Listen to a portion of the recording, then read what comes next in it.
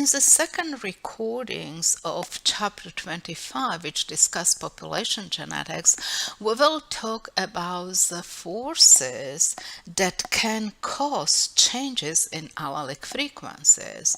We learned in the first recording that Hardy-Weinberg law indicates that allelic frequencies do not change as a result of reproduction. So what can change the allelic frequencies? There are several evolutionary forces which can do so: mutations, migrations, genetic drift, and natural selection. We will talk in more detail about each of them. So let's talk very briefly about mutation. Mutation, we know, introduces genetic variation, and we know that genetic variation is necessary for natural selection. And natural selection is the base of the evolution. So, what is natural selection? During natural selection, the individuals which possess traits which are advantageous, which are adaptive to the current environmental situation, produce a greater number of offsprings. So, their genes, their allele, will have higher frequency in the population. Another force is migration. Migration actually allows influx of genes from one population to another. We talk about gene flow. And the last mechanism which we will discuss is genetic drift. Genetic drift happen in populations that are small, and therefore there is a sampling error. We know that Mendelian population should be large, indefinitely large. So if population is very small, there genetic drift happens. And how population can become so small, there are two major mechanisms: founder effect and genetic bottleneck. So we know that before natural selection and evolution can happen, genetic variation must exist within a population. And genetic variation is introduced by mutations. Mutation can influence the rate at which one genetic variant increases at the expense of another. Let's see that in population, let's assume that in population we have allele G1, which we will label P, and there is some pressure from environment which trigger mutation, and this mutation changes allele G1 to G2, which we label Q.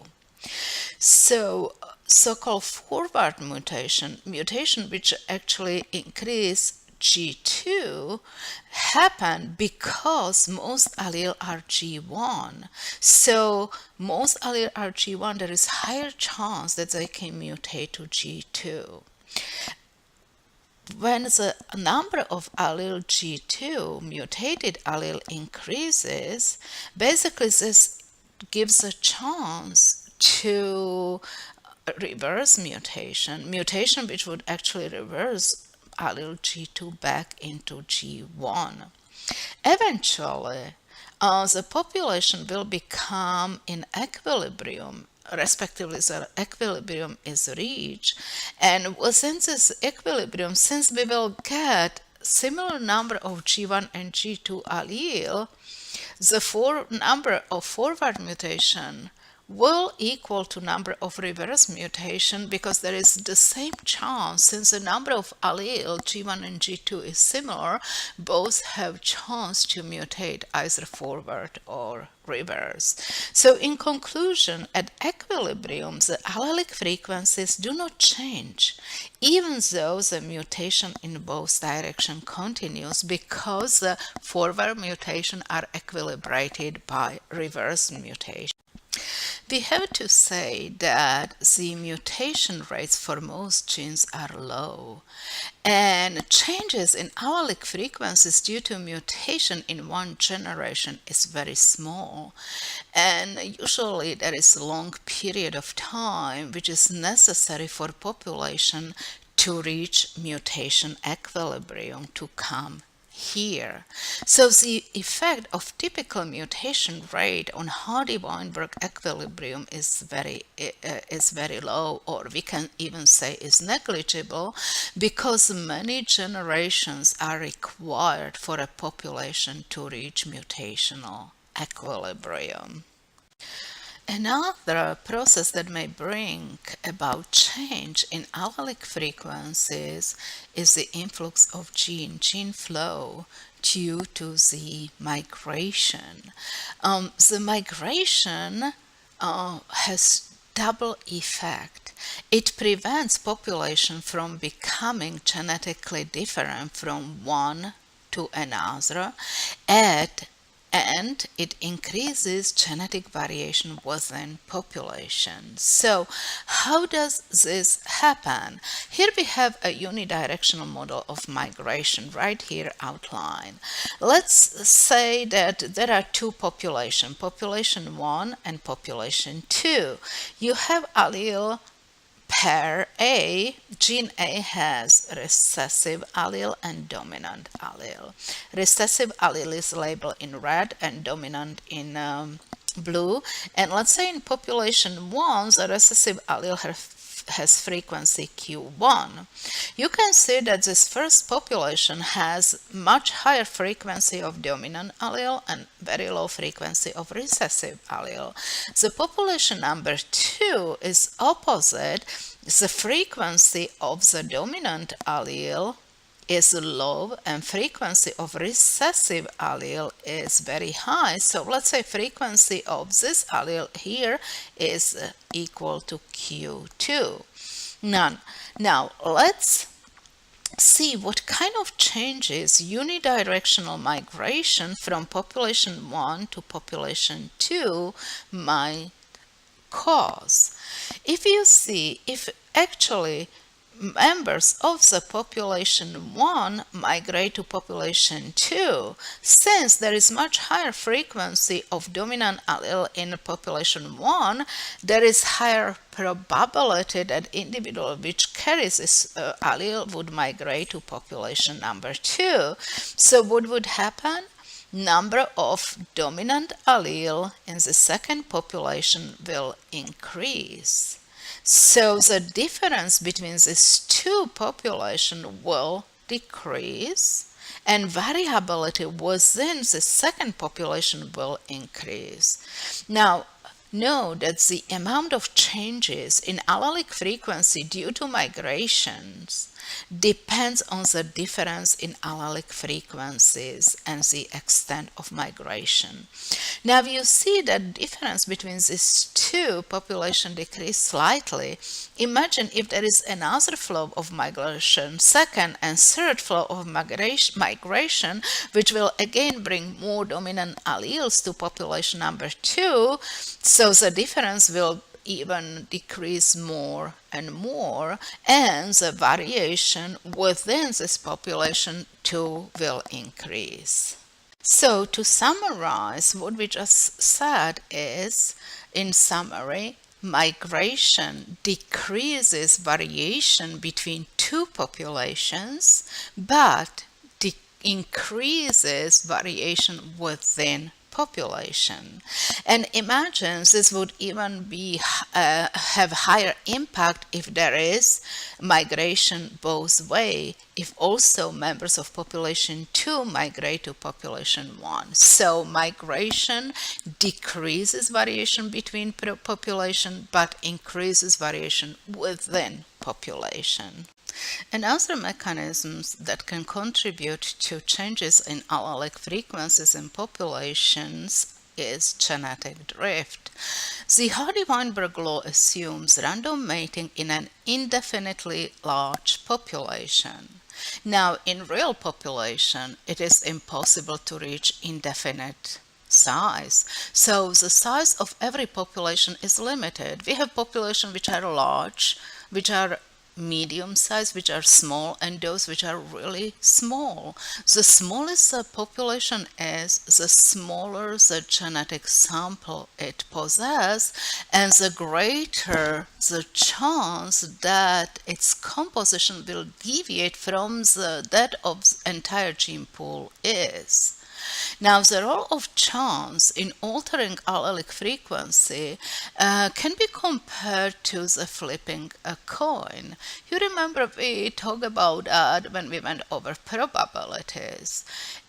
If you flip coins, the chance to get head or tail is 1 to 1. Flip the coin 10 times and count how many times you get head and how many times you get tails. You will be pretty far from 1 to 1 ratio. However, if you flip it 1,000 times or 10,000 times, you will come closer.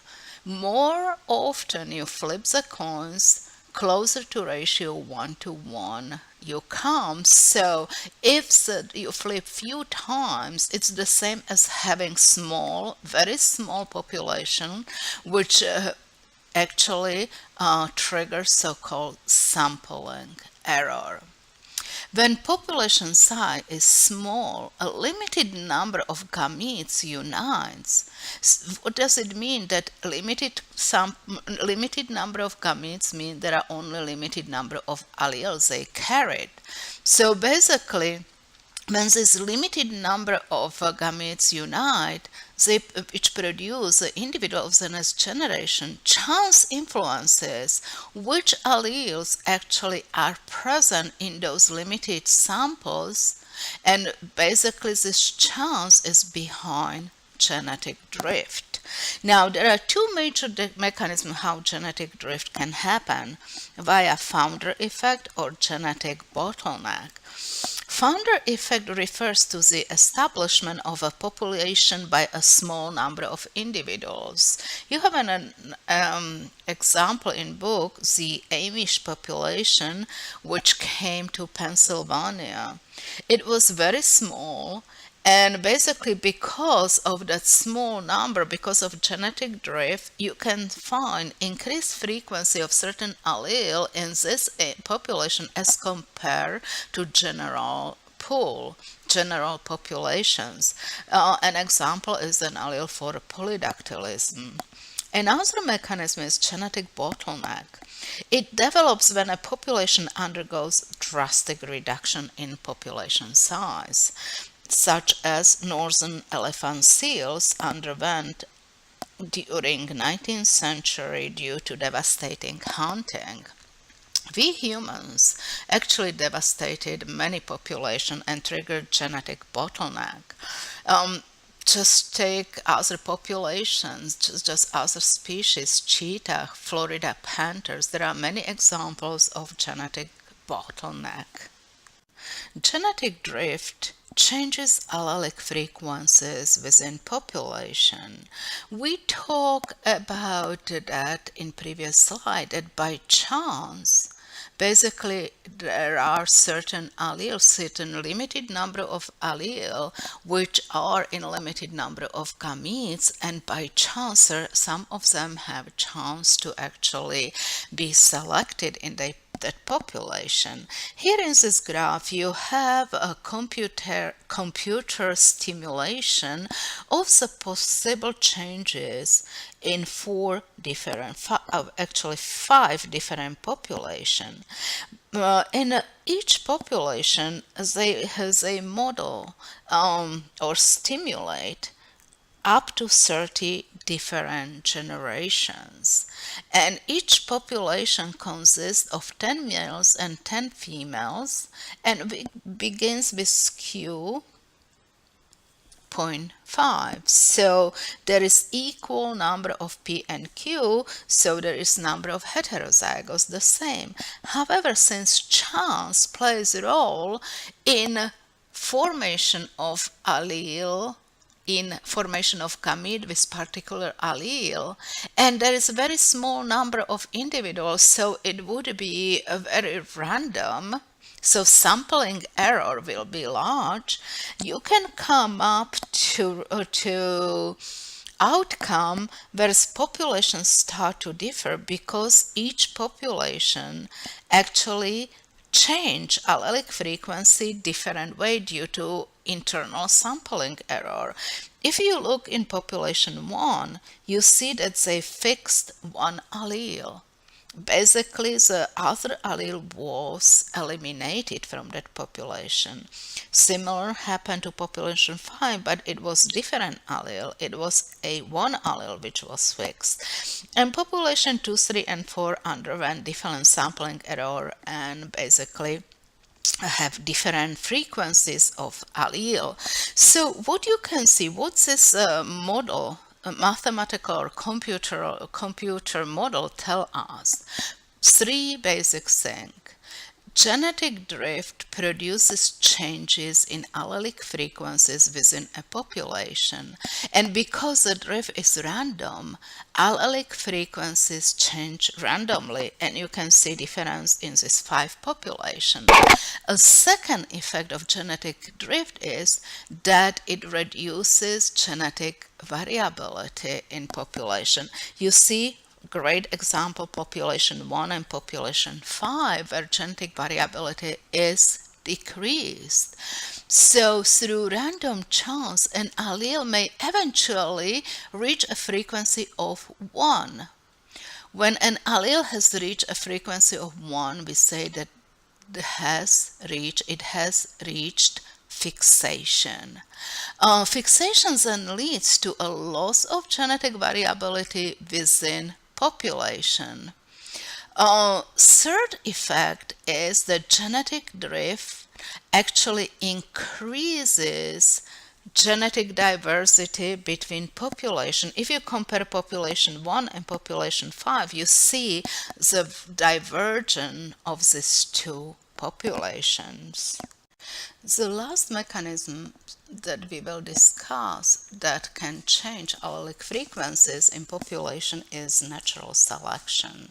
Natural selection can happen when individuals have particular adaptive traits which enables them to adjust better to changing environments, and they therefore produce a greater number of offsprings. So a trait that provides a reproductive advantage increases with time, with the generations, enabling population to become better suited to the environmental changes. You have an example of polar bear in Arctic environment where the color of their fur enables them to survive better because they were less visible to predators and they can actually adapt better to change environment. So the effect of natural selection on the gene pool of a population depends on fitness of the individuals. So what is fitness? Fitness is defined as a relative reproductive success of genotype. Relative is very important because you compare fitness in reproduction in relation to reproduction of the most successful genotype.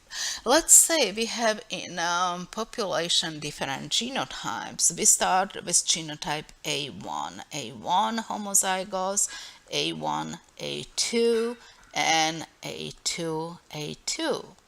Now, let's say A1 and A1 has 10 offsprings. A2 has only 5 offsprings and A2 has only 2 offsprings. So which one is the most successful genotype? It is homozygous A1. So fitness of this homozygous will be 10 divided by 10 is 1. So W fitness of the 1 will be 1. The fitness 1 means that the genotype produces the most offspring and it's the most fitted genotype for the environment. Now, relative fitness means that, for example, if you want to calculate fitness for heterozygotes 1 and 2, it will be 5. There are 5 offspring divided by 10 by the number of the most fit population, and it will be zero point 0.5. Now, another variable which we refer to, which actually changes allelic frequency due to natural selection, is selection coefficient. And selection coefficient is 1 minus fitness. What does it tell you? Higher fitness, lower selection coefficient. Lower fitness, higher selection coefficient, which means that selection coefficient refer to the intensity of selection against the genotype. It's not selection of the genotype, it's selection against the phenotype. So with this selection, differential fitness among different genotypes leads, of course, to changes in frequency of the genotype over the time, and change in genotypes will reflect or will lead to the changes in the frequencies of alleles that makes up those genotypes. So what is the outcome of selection? So the outcome or result of selection depend on the relative fitness of the genotypes. And if we have, for example, 3 genotypes, of course, homozygous, dominant, homozygous recessive, and heterozygous, the form of selection actually were predetermined or would define the result, which allele will increase and which will decrease in population. All the scenarios are outlined right here in this table. In first case, in number type 1, it is directional selection against recessive allele A2. So homozygous recessive is selected against, and homozygous dominant and heterozygous have equal fitness. Now, result of this directional selection will be that A1 allele will increase and A2 will decrease. Now, in second scenario, you have also directional selection, but opposite way. It's a selection against a dominant allele. So in this case, recessive A2 allele will increase and A1 will decrease. Now, the third possible scenario is when there is directional selection against incompletely dominant allele. It's different from case 1 where homozygous dominant and heterozygous had equal fitness. Here, homozygous dominant has higher fitness than heterozygous. So it's directional selection against incompletely dominant allele A2, and basically in this case A1 will increase and A2 decrease, the same as in type 1 directional selection. In fourth scenario, it's also directional selection against incompletely dominant allele, but this time is A1. Now, what is very interesting is fifth scenario, over dominance. And this type of selection is when basically heterozygous has higher advantage, higher fitness than any of the homozygous. So selection goes against homozygous, and we call this overdominance. This will yield stable equilibrium where both alleles are maintained because there is selection against the homozygous, so heterozygous is preferentially reproduced. Opposite to it is underdominance. Here, when homozygous are selected for, so heterozygous is selected against, and this will form or will cause unstable equilibrium.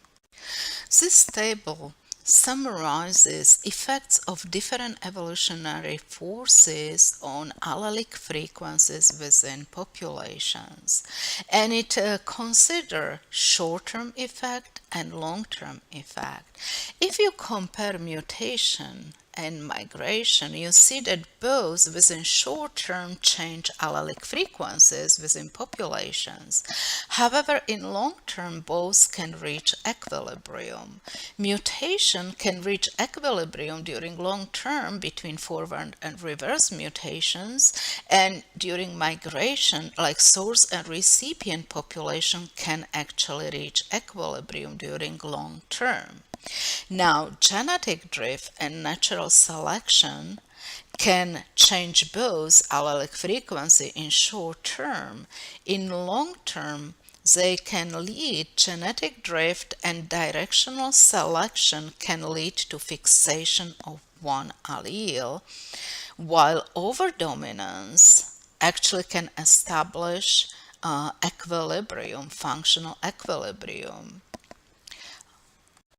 Different evolutionary forces can change variation within population and divergence amongst the population or between populations. So if we look on the changes within population right here, between population and type of changes which increase or decrease.